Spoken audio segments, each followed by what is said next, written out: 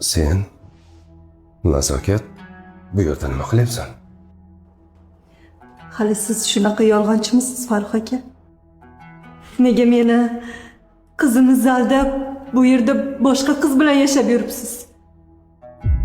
Tushunmadim. Kim bu ayol? Nega sizga bizni aldadingiz deyapti? Sadaf, haligi bu. Sadaf. Bu ayolning ismi Nazokat.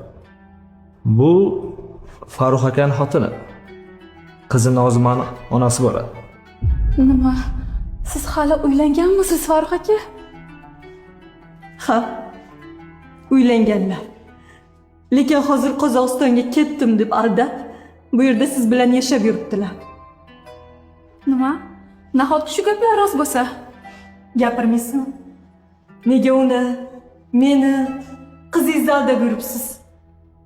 6 oydan beri daragingiz yo'q. Qo'ng'iroq ham qilmaysiz. Nega jimsiz gapiring? Yaxshi. Gapiraymi? O'tgan 5 yil ichida seni ko'ngling sovuq bo'ldi. Ikkinchidan, men qamalgan yo'l bilan yashaymayman. Voy.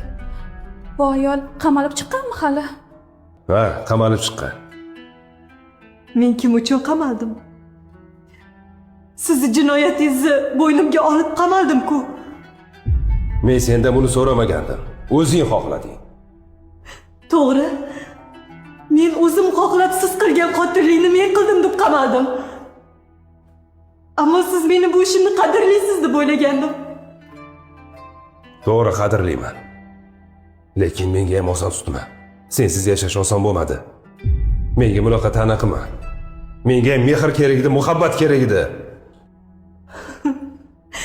Shu sababli bu qizni topib unga uylanib oldingizmi? Siz hali shunaqa odammisiz Farruh aka? Nega meni aldadingiz?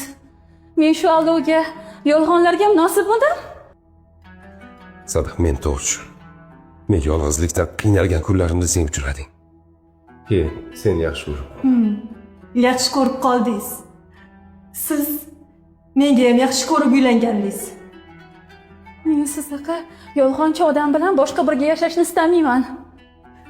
Men ham sizni boshqa qaytib ko'rishni ham, birga yashashni ham xohlamayman. Sen meni ayblama. Mana o'zingga Abbos akani topibsan-ku. Hammani o'zingizga o'xshatmang. Satqay gap ketsin. Nazokat, shoshmang.